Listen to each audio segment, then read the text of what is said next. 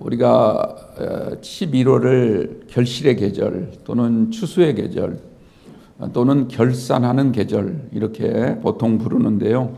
우리의 인생에도 반드시 마지막 결산할 때가 있다. 이 생각을 꼭 여러분들 깊이 하시고 우리가 주님 앞에 가서 결산할 때 정말 부끄럽지 않는 모습으로 주님께 칭찬 드릴 만한 그런 믿음의 삶을 살게 되기를 바랍니다. 계란 껍질은 계란을 그 안에 담고 있을 때, 즉 생명을 품고 있을 때 귀한 거죠. 그 껍질이 깨지면 안 되지 않습니까? 그러나 그 안에 있는 생명이 이제 잉태한 생명이 계란 껍질을 깨고 나오면 새로운 모습으로 이제 병아리의 모습으로 이렇게 변화될 때 그 껍질은 더 이상 필요가 없죠. 마찬가지로 우리의 삶도 우리가 영혼을 우리가 담고 있을 때 우리의 육신이 대단히 중요한 것인 것만큼은 틀림이 없지만 우리가 주님 앞에 갈 때는 우리의 육신은 다 이 땅에 버려두고 남겨두고 갈 수밖에 없고 그건 다 흙으로 돌아갈 수밖에 없다. 이것을 꼭 기억하시고 너무 육신에만 치우친 어리석은 삶을 살지 마시고 우리의 영혼을 잘 보살필 수 있는 우리 안에 깃든 생명, 주님이 나에게 주신 구원의 그 놀라운 생명을 잘 보존하고 그리고 마지막 때 정말 주님으로부터 들림받는 그러한 영혼이 될 수 있도록 여러분들 더욱더 믿음 관리를 철저히 잘 감당해 나갈 수 있는 은혜, 그런 믿음이, 그런 확신이 있기를 주님의 이름으로 축원드립니다. 우리가 지금 매주마다 에스겔서를 나누고 있는데 오늘 16절까지만 읽었는데요. 사실은 32절까지 오늘 본문 내용이다 이렇게 생각하시면 됩니다. 오늘 말씀을 통해서 바다 가운데 큰 악어, 이 악어가 굉장히 겁나죠. 굉장히 싸납고 힘이 엄청 강해서 거기 자칫 물리기라도 하면 또 꼬리를 한번 휘두를 때 거기에 만약에 다치기라도 하면 치명적인 상처를 우리가 받게 되죠. 하지만 우리가 그것을 막아주시는 분이 누군가? 우리 하나님이신 줄 믿으시기 바랍니다. 하나님은 우리에게 피할 길도 주시고 또 우리에게 생명을 보존케 해주신다는 것을 기억하시고 우리가 이 땅에 살아갈 때 늘 주님을 의지하고 주님 뜻대로 나아갈 수 있는 그런 믿음의 사람들이 꼭 되시길 바랍니다. 이 32장까지가 이제 이방 나라에 대한 심판 말씀인데요. 특별히 이 32장 애굽에 내린 심판의 말씀 가운데 제 6번째 예언과 7번째 예언, 우리가 오늘 읽은 것은 6번째 예언이고 17절 이하에 있는 말씀은 7번째 내려진 예언입니다. 이 같은 한 나라에 왜 7번씩이나 이렇게 하나님이 이 심판의 신탁을 하셨을까? 7번이라고 하는 것은 완전 숫자를 가리킵니다. 그러므로 하나님의 심판이 이제는 확실하다. 그리고 그 심판이 시작되면 어느 누구로도 거스를 수가 없고 그리고 그 심판은 완벽하게 수행이 될 것이다 라고 하는 것을 잠재적으로 우리에게 알려주고 있습니다. 중요한 것은 우리가 오늘 이 심판의 말씀, 특별히 애굽 나라에 대한 이 심판의 말씀을 단지 애굽이라는 나라의 시각에서만 맞추지 마시고 오히려 유다에 맞출 줄 아는 지혜, 더 나아가서는 오늘 이 시간 이 자리에 있는 저와 여러분들에게도 동일하게 우리가 그런 시각을 갖고 이 예언의 말씀을 우리가 읽고 깨달을 수 있는 그런 은혜가 있게 되기를 바랍니다. 오늘 이 32장 예언이 언제 주어졌는가? 또 이 시간이 나오고 있죠. 6번째 예언인 1절부터 내용을 쭉 보면 특별히 1절 말씀을 보면 제12년 12월 1일이다 이렇게 밝히고 있습니다. 그리고 마지막 7번째 예언이 17절 그 때가 언제인가 밝히고 있는데 제12년, 그러니까 똑같은 12년째죠. 어느 달 15일이다 이렇게 나와 있습니다. 그런데 사실 원문을 보면 어느 달이라고 되어 있는 게 아니고 그냥 달이라고만 되어 있습니다. 그래서 같은 달, 또는 그달이라는 그런 의미를 가지고 있다는 점에서 마지막 7번째 예언은 12월 15일, 그러니까 6번째 예언을 선포한 지 보름 만에 다시 하나님이 에스겔을 통해서 애굽 나라에 최종적으로 심판 예언을 하신 것이다, 이렇게 이해를 하시면 될 것 같습니다. 우리가 지난주 살펴본 31장, 앞에 있는 31장 예언이 언제였습니까? 제11년째 3월 1일이었다고 밝히고 있죠. 그때는 언제냐면 예루살렘이 멸망당한 게 시드기야 제11년 5월 10일이라고 말씀을 드렸으니까 정확하게 예루살렘이 완전히 멸망당하고 가옥이 불타고 예루살렘 성전이 무너져 내린 그 날로부터 70일 전에 이 31장에 있는 예언이 에스겔의 입술을 통해서 선포되었다. 이거 지난주에 말씀을 드렸죠. 그런 다음에 오늘 32장 이 말씀이 주어진 거니까 이것은 이미 유다는 멸망을 했습니다. 이미 다 파괴당했고 멸망된 지 계산을 해보면 570일 정도가 흐른 이후에 다시 하나님이 에스겔에게 애굽에 대해서 말씀을 하신 겁니다. 그러니까 예루살렘이 멸망된 지 정확히 1년 6개월 정도가 지난 다음에 오늘 32장 예언이 선포되고 있다. 여러분들 많이 좀 헷갈리시겠지만 잘 그래도 한번 계산을 해보시면서 이 시기를 제가 이렇게 강조하는 것은 그만큼 이 시기가 중요하니까 여러분들에게 강조한다는 점을 꼭 새기시기 바랍니다. 그런데 그 시기도 중요하지만 그 예언의 내용이 무엇인가? 오늘 2절 말씀을 보니까 하나님이 에스겔에게 선포하라는 예언의 내용은 애굽 이 바로 왕에 대해서 슬픈 애가를 불러서 그에게 가서 전해줘라, 이렇게 말하고 있습니다. 우리가 앞서 두로의 심판에 대해서 이야기를 나눌 때도 두로 왕을 위한 애가의 말씀을 지어서 선포한 것을 나눈 적이 있습니다. 그런데 오늘 이 애굽 왕에 대한 애가, 그게 어떻게 시작이 되냐면 2절 그 다음 말씀이에요.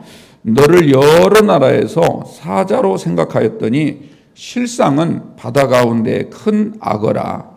강에서 튀어 일어나 발로 물을 휘저 그 강을 더럽혔도다, 이렇게 말씀을 합니다. 여러분들 이 말씀이 무슨 뜻이냐면 내 주변 나라들, 많은 나라들은 너를 사자라고 생각하고 있겠지만 그러나 실상은 네가 사자가 아니고 저 바다 가운데 누워있는 큰 악어다, 이렇게 하나님이 말씀을 하시고 있는 겁니다. 여기서 사자라고 하는 것은 단순히 그냥 저 산에 있는 이 정글의 왕이라고 일컫는 사자만을 의미하는 것이 아니라 유대 사람들, 특히 이 고대 서아시아 사람들의 인식 가운데는 사자라고 하는 것은 상징하는 바가 있습니다. 왕이 앉는 왕자 양쪽 팔걸이 앞에도 사자 모양의 이렇게 형상을 아로 새겨 놓은 것을 여러분들 간혹 보신 적이 있으실 텐데요. 이 사자라고 하는 것은 아주 용맹하고 그리고 아주 강력한 힘을 가진, 그리고 아주 똑똑하고 유능한, 그래서 주변 나라들을 아주 의롭게 이끌어갈 군주를 상징하고 있는 짐승입니다. 다시 말하자면 주변에 있는 모든 나라들, 심지어 세계 열방, 이 모든 나라들을 아주 의롭고 질서 있게 이끌고 나갈 능력을 가진 유능한 통치자라고 주변의 모든 나라들은 이 애굽을 그렇게 생각하고 여겼다라는 것이죠. 그러나 나중에 알고 보니까 그 애굽이 사자가 아니더라는 거죠. 저 바다 가운데 누워있는 악어였다는 겁니다. 원문에 보면 우리말 성경에는 큰 악어다 이렇게 되어 있지만 사실 원문에는 큰이라는 단어가 나오지 않습니다. 그냥 원문을 보면 탄님 이렇게 되어 있는데 이 탄님이란 말은 사실 악어란 뜻이 아니고 뱀 또는 뱀같이 생긴 괴물, 이런 의미를 갖고 있는 단어입니다. 그러니까 지금 이 애굽을 향해서 하나님은 뭐라고 말씀하시냐면 너는 아주 유능하고 그리고 정의롭고 그리고 많은 나라들을 이끌고 나갈 그런 리더십을 가진 통치자라고 주변 많은 세상 사람들은 알고 있지만 그러나 하나님이 보실 때 너는 그런 통치자가 아니라 뱀 같은 괴물, 아주 영특한 그런 괴물에 불과하다라고 하는 것이죠. 아주 야비하고 그리고 탐욕에 넘치고 그리고 아주 교활한 행동을 하는 그런 악어에 불과하다는 겁니다. 얼마나 이 괴물이 야비한가. 강에서 튀어 일어나 발로 물을 휘저 그 강을 더럽혔도다, 이렇게 말하지 않습니까? 악어가 왜 그 강을 발로 튀기며 더럽힙니까? 가만히 숨어 있다가, 이 코만 내밀고 가만히 숨어 있다가 주변에 먹잇감이 나타나면 그 짐승을 잡아먹기 위해서 그 강물을 더럽히면서까지 이런 야비한 짓을 한다라는 것이죠. 사실 이 애굽은 나일강을 신으로 섬기고 있는 나라였습니다. 그러니까 자기가 신처럼 섬기는 강물, 나일강. 심지어 이 악어의 입장에서 본다면 이 나일강은 자기의 보금자리인 것이죠. 그런데 자기가 신처럼 생각하는 그 강물, 자신의 모든 물질적 풍요의 근원이 되는 이 나일강이라 할지라도, 그 보금자리와 같은 그런 포근한 곳이라 할지라도 다른 짐승을 잡아먹는 일에 있어서만큼은 그 강물을 더럽히면서까지 그런 야비한 짓을 저지르고 있는 나라, 그게 바로 애굽이고 그 나라 왕이 바로 왕이다, 이 말을 지금 하고 있는 겁니다. 애굽 왕 바로는 이제까지 자신이 굉장히 의롭고 정의로운 척, 그리고 굉장히 자비로운 통치자인 양 행세해 왔지만 사실 그렇게 행세한 것은 알고 보면 자신의 탐욕을 채우기 위함이었고, 자기가 가지고 있는 권력을 이용해서 통치 명분을 삼은 것에 불과하다, 이런 말씀이죠. 그래서 실상은 아주 교만하고 교활하고 야비한 악어와 같다, 이 말씀을 지금 하나님이 선포하고 계십니다. 이런 애굽 왕을 하나님이 어떻게 하시겠다는 겁니까? 오늘 3절 말씀을 한번 보십시오. 내가 많은 백성의 무리를 거느리고 내 그물을 내 위에 치고 그 그물로 너를 끌어오리로다, 말씀을 하십니다. 많은 백성의 무리를 거느리고 오시겠다는 거예요. 이것은 바벨론을 상징하고 있습니다. 바벨론이 쳐들어온다는 거죠.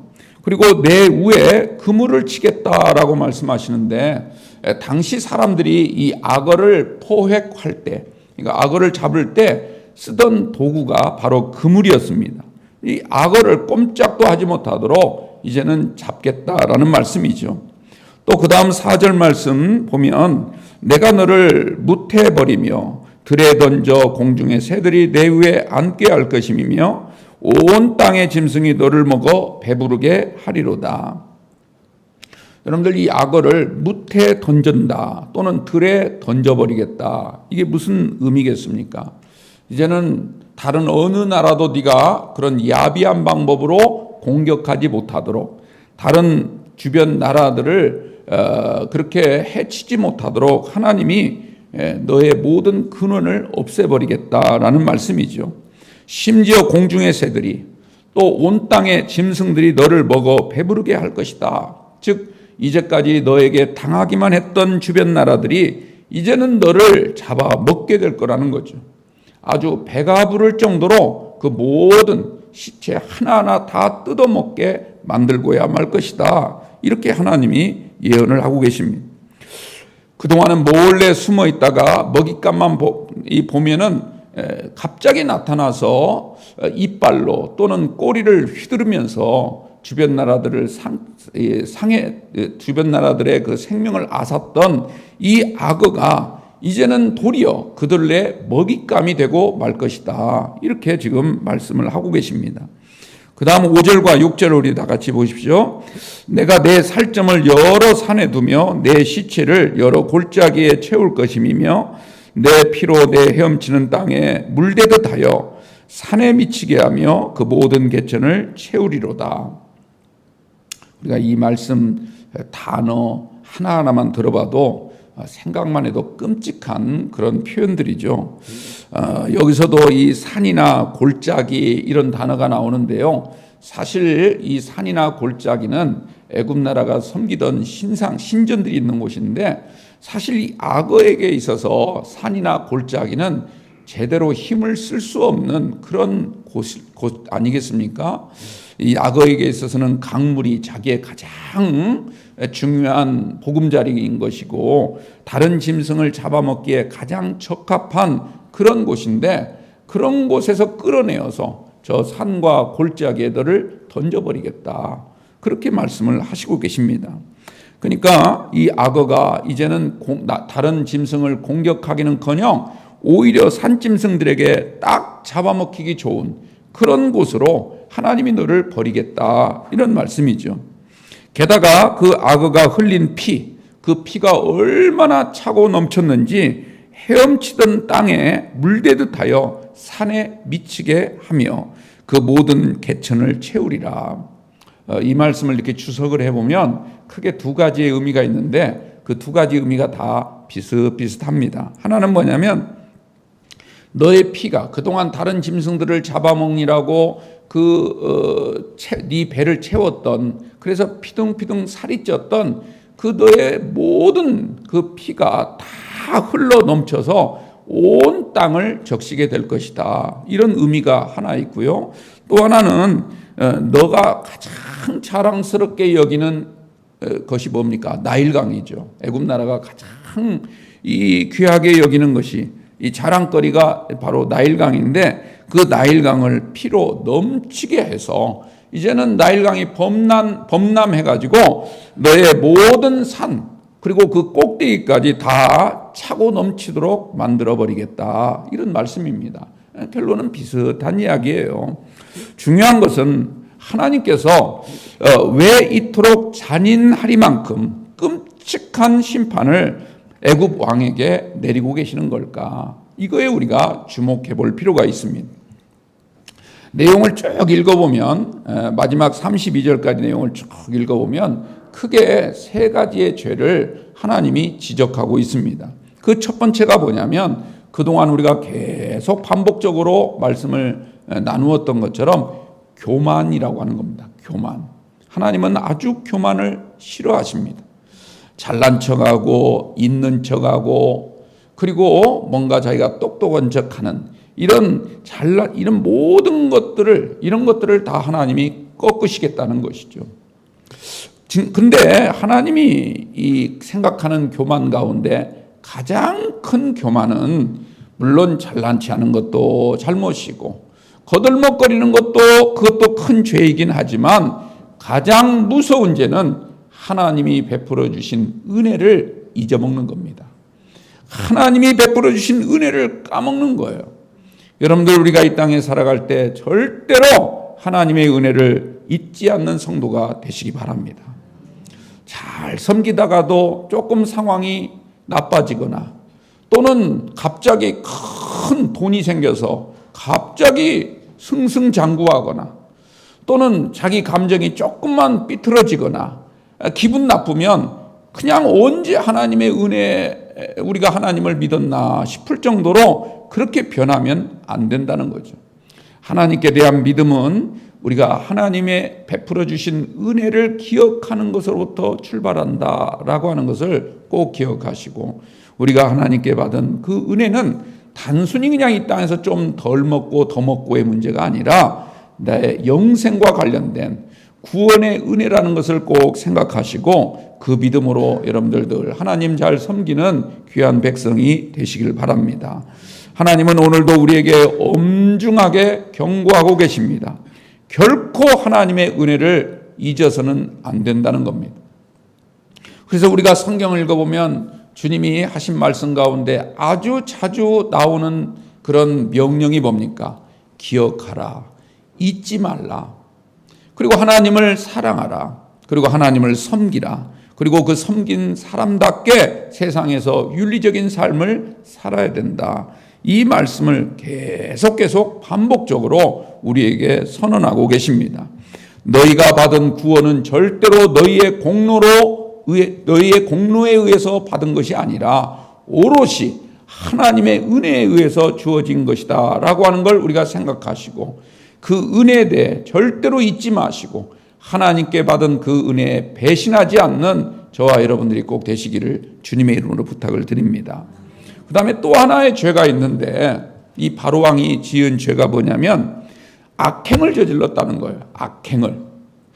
교만하니까 당연히 악행을 저지르죠. 그런데 이 바로왕이 저지른 악행은 어떤 악행이었냐면 다른 민족들에게 자꾸 이 악을 행하였는데 가장 큰 악은 뭐냐면 우상 숭배를 하도록 강요했다라고 하는 겁니다. 애굽 나라가 믿고 있는 애굽 나라의 우상을 자꾸 다른 나라에 섬기도록 강요했다는 거예요. 특히 유다라고 하는 나라, 오직 여호와 하나님만을 섬기던 그런 나라였는데 여호와 하나님을 버리고 애굽의 신을 섬기도록 강요했습니다. 그리고 애굽 나라 바로왕의 신상을 세워두고 황제 앞에 그 신상 앞에 절하도록 강요한 적이 한두 번이 아닙니다. 유다라고 하는 나라는요, 애굽의 도움을 받으려니까 어쩔 수 없이 애굽 왕 바로가 요구하는 대로 애굽 신을 섬길 수밖에 없었던 것이죠. 물론 그렇다고 해서 유다의 죄가 사라지는 것은 아닙니다. 하나님은 그러한 유다에 대해서도 심판하시겠다는 말씀을 이미 여러 차례 해왔고 실제로 그들은 그 일로 말미암아 나라가 멸망당하고 하나님의 성전이 파괴당하고 말았던 것이죠.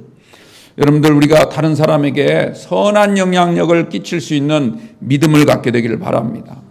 자꾸 한 사람이라도 더 예수 잘 믿도록 신앙생활 잘 하도록 긍정적인 영향을 주셔야지, 아유 뭐 안 나와도 돼, 괜찮아, 이런 식으로 자꾸 신앙을 떨어뜨리게 만드는 그런 행위는 하나님이 보시기에 가장 악한 행동이다, 이렇게 보시는 거예요. 우리가 예수님의 말씀 가운데 용서받지 못할 죄에 대해서 주님이 말씀하시는데 그 가운데 하나가 뭐냐면 성령을 회방한 죄라, 이렇게 말합니다. 성령을 회방한 죄라. 성령을 회방하는 게 무슨 뜻이겠습니까? 우리가 무슨 성령님을 어떻게 회방을 하겠어요? 성령을 회방한다는 뜻은 성령이 우리에게 주신 뜻이 무엇입니까? 우리가 하나님의 부름을 받고 이곳에 와서 예수를 믿을 때 성령을 하나님이 선물로 주셨는데 그 성령이 우리 안에서 행하시는 일이, 역할이 무엇이겠습니까? 하나님을 잘 믿도록, 그리고 우리가 그 믿음을 가지고 내 가족과 이웃들, 지인들에게 자꾸 주님을 믿을 수 있도록 권면하는 것, 이게 성령이 우리에게 주신 뜻이라 이 말이에요. 그래서 주님은, 사도 바울은 얘기를 하죠. 항상 기뻐하라, 쉬지 말고 기도하라, 범사에 감사하라. 이것이 하나님께서 너희를 향하신, 예수 그리스도 안에서 너희를 향하신 하나님의 뜻이니라.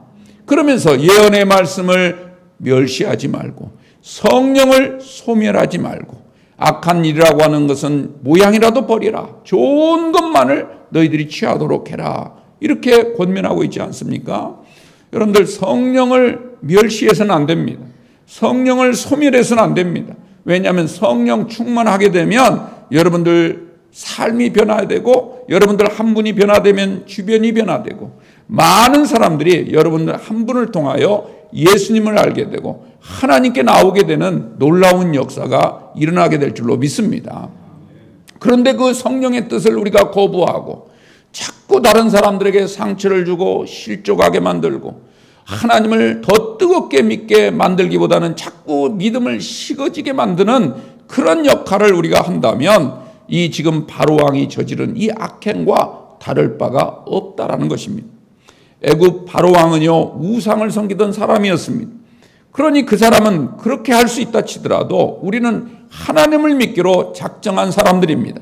그러므로 우리는 만약에 다른 사람을 실족해 하거나 다른 사람을 점점 하나님 품으로부터 떠나게 만든다면 그것은 더욱더 하나님이 깊이 우리를 바라보시고 반드시 심판을 하신다라고 하는 것을 꼭 우리가 기억하시고, 우리는 다른 모든 이에게 선한 영향력을 끼치되 무엇보다도 우리가 다 함께 주님을 잘 섬길 수 있는 백성이 되도록 하는 일에 힘쓰는 저와 여러분들이 꼭 되시기를 주님의 이름으로 부탁을 드립니다.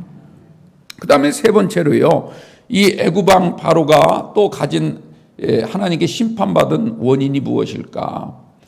이 애굽 왕은 자꾸 이런 악행을 저질렀는데 이 악행 자체도 하나님께서 진노하셨지만, 그러나 이 악행을 저지를 때마다 온전히 자신의 야욕을 채우기 위해서 이 악행을 저질렀고, 그리고 그 악행을 저지르는 방법, 그 방법도 아주 야비하고 비열한 방법을 사용했다라는 것입니다.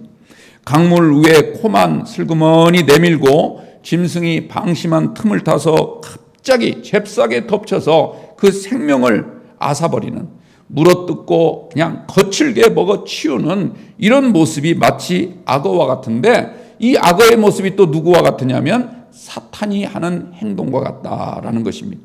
사탄의 방식과 똑같다는 거예요. 그런데 유다는 이런 사탄의 방식을 누구보다도 잘 알면서 하나님께 도움을 구하기는커녕 애굽의 손에서 놀아나고 말았던 것입니다. 심지어 어떤 왕은 이 애굽의 앞잡이처럼 그렇게 행동했던 그런 사람도 있었습니다. 늘 사람들은 애굽을 선망했습니다. 우리도 애굽처럼 되었으면 좋겠다, 이런 생각을 가지고 애굽의 문화와 그리고 애굽 사람들이 섬기는 신들을 같이 찬양하고 경배하는 이런 일까지 저질렀다라고 하는 거죠. 물론 애굽 나라가 우상 숭배를 조장한 그런 원인도 되었지만, 그러나 그것을 무비판적으로 받아들이고 하나님을 두려워하지 아니하고 그냥 오로지 현실에만 안주하면서 내 당장의 육신의 안위만을 돌보려고 하는 이런 유다의 그런 행위, 이런 행위에 대해서 하나님은 전격적으로 철퇴를 가하게 되었다라고 하는 것이죠. 여러분들, 유다는요, 좀 전에 말씀드린 것처럼 늘 애굽을 바라보면서 동경하였습니다. 마치 에덴 동산에 있는 아담과 하와가 하나님이 주신 생명나무를 바라보지 아니하고 하나님이 금지한 그 선악과를 바라보았을 때 그걸 어떻게든 따먹고 싶고 먹음직스럽고 보암직스럽고 너무 달게 여겨졌기 때문에 사실 선악과를 한 번도 먹어본 적이 없잖아요. 우리가 이 시장에 가서 요즘 사과 또는 귤 이런 걸 보면 그 맛을 이미 먹어봐서 알잖아요. 그러니까 사과가 아주 크고 탐스럽게 이렇게 놓인 걸 보면 저거 사다가 오늘 먹었으면 좋겠다, 이런 생각을 갖죠. 왜냐하면 먹어봤기 때문에 그 맛을 아니까. 그런데 이 선악과는 한 번도 먹어본 적이 없어요. 한 번도 따서 맛을 본 적이 없습니다. 그런데 아담과 하와가 어느 날 이 사탄의 유혹을 받다 보니까 선악과 열매를 딱 바라보니까 먹어보지도 못하고 맛을 본 적도 없는 그 선악과가 먹음직스럽고 보암직스럽고 얼마나 달게 여겼는지 탐스럽게 여겨졌다는 거예요. 그래서 그걸 따먹고 말지 않습니까? 여러분들, 죄라는 게 그런 거예요. 여러분들, 그 죄의 결과는 무서운 것입니다. 그런데 우리는 자꾸 미혹을 받게 되면 그게 달콤하게 내 눈에 비춰지고 아주 달디단 과일처럼 여겨지게 되는 것이죠. 여러분들, 애굽 나라를 이 유다가 그렇게 바라보았습니다. 그러다 보니까 결국 이 유다도 심판을 받게 된 것이죠. 여러분들, 우리는 오직 하나님의 말씀, 그 말씀이 때로는요 쓰디쓴 말씀이 담겨 있다 할지라도, 책망의 말씀이 담겨 있다 할지라도 에스겔이 그 쓰디쓴 책망과 그리고 재앙과 그리고 엄청난 고난의 말씀이 담겨 있지만 그것을 입에 넣었을 때 그 달기가 꿀 같더라라고 했던 것처럼 하나님의 말씀같이 단 말씀은 없음을 기억하시기 바랍니다. 지금 당장은 내가 쓰고 부담되고 굉장히 나에게 불편하게 느껴지는 말씀 같지만, 그러나 그 말씀을 잘 우리가 받을 때, 우리의 심령 가운데 잘 그 말씀을 모실 때 여러분들, 그 안에서 놀라운 은혜의 역사가, 또 축복의 역사가 시작된다는 것을 기억하시고 늘 말씀과 함께하는 귀한 성도님들 꼭 되시길 바랍니다. 자, 그 다음에 7절과 8절 말씀을 보면 이 하나님께서 애굽 왕을 향해서 또 이렇게 말씀을 하시죠. 내가 너를 불 끄듯 할 때 하늘을 가리어 별을 어둡게 하며 해를 구름으로 가리며 달이 빛을 내지 못하게 할 것이며, 또 하늘의 모든 밝은 빛을 내가 내 위에서 어둡게 하여 어둠을 내 땅에 베풀리로다. 주 여호와의 말씀이니라. 여러분들 이 말이 다 무슨 얘기입니까? 모든 걸 다 어둡게 하겠다는 거예요. 빛을 없애버리겠다는 겁니다. 그래서 모든 어둠, 이 흑암을 네 땅 위에 가득하게 만드시겠다 이 말이죠. 여러분들 하나님께서 이 세상을 창조하실 때 가장 첫 번째 행하신 일이 무엇입니까? 첫째 날에 행하신 것은 어둠 속에서 빛을 창조하신 겁니다. 하나님이 말씀하시니 빛이 있으라 말씀하시니 빛이 있었다는 겁니다. 그 순간 모든 공포와 두려움과 외로움과 모든 죄악들이 다 물러가고 세상이 밝게 변하게 된 줄 믿으시기 바랍니다. 그런데 지금 이 말씀은 뭐냐면 그 빛을 거두고 어둠을 어둠을 깔려 주시겠다는 거예요. 하늘의 모든 밝은 빛을 내 위에 어둡게 하리라 이렇게 말씀하지 않습니까? 우리가 출애굽기 성경을 보면 하나님께서 이 애굽 나라에 10가지 재앙을 내리시죠. 그 10가지 재앙 가운데 9번째 재앙이 뭡니까? 흑암의 재앙입니다.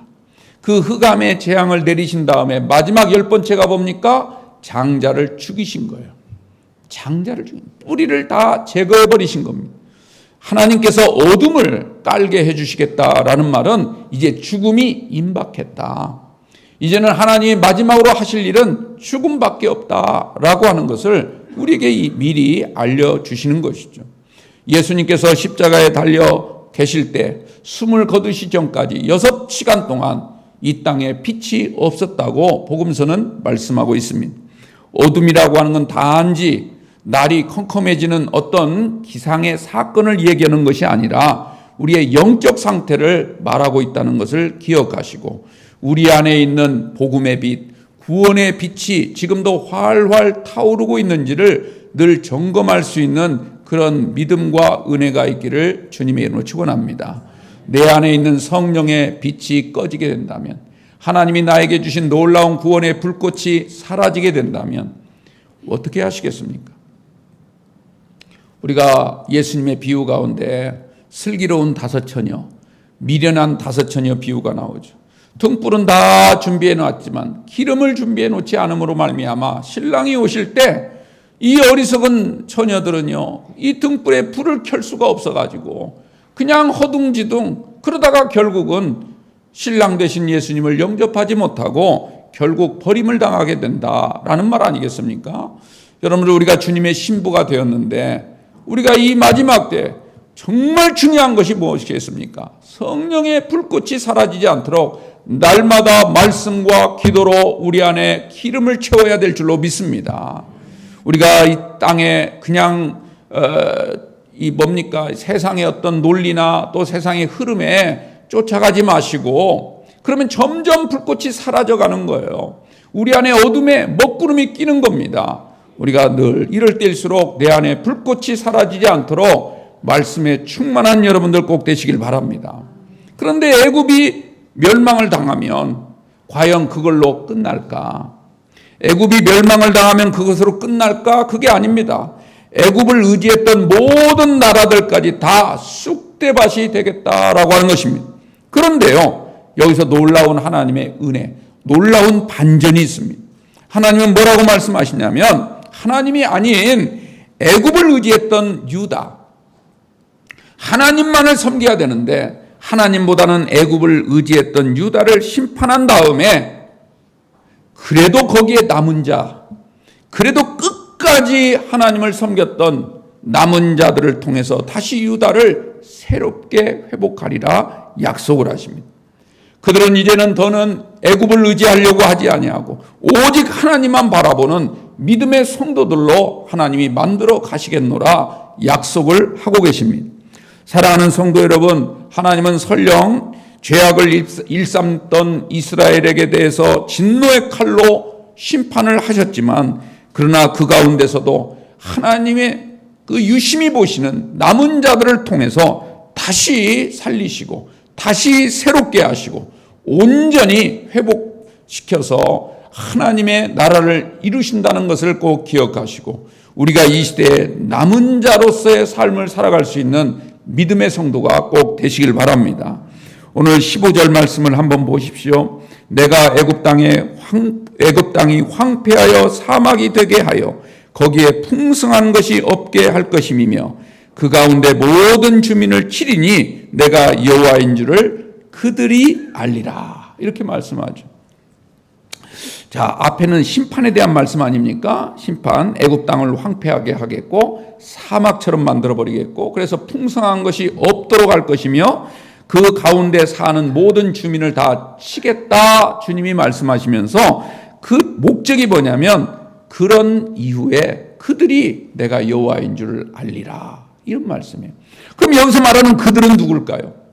물론 심판을 당한 애굽인들을 가리킬 수도 있고 이게 3인칭으로 돼 있으니 심판을 당한 애굽 사람일 수도 있고 아니면 그걸 바라보는 주변 나라들일 수도 있어요. 세계 모든 열방 거민일 수도 있지만 여기서 말하는 그들은 누구냐? 유다를 가리키는 겁니다.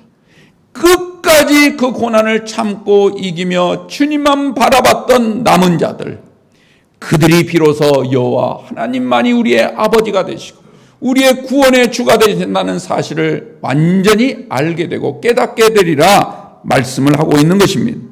따라서 오늘 우리가 이 32장 말씀, 이제 애굽에 대한 심판의 말씀이 오늘 마무리되는데 이 오늘 말씀이 우리에게 주는 영적 메시지가 무엇이겠습니까? 제가 세 가지로 정의를 했어요. 그 첫째는 뭐냐면 절대로 뭐 하면 안 된다고요?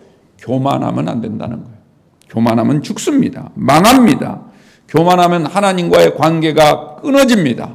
영적으로 사망에 이를 수밖에 없는 것입니다. 늘 겸손하게 주님을 섬기는 저와 여러분들이 되시기를 주님의 이름으로 부탁을 드립니다.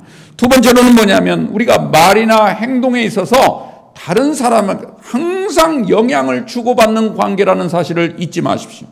사람은 사회적 동물입니다.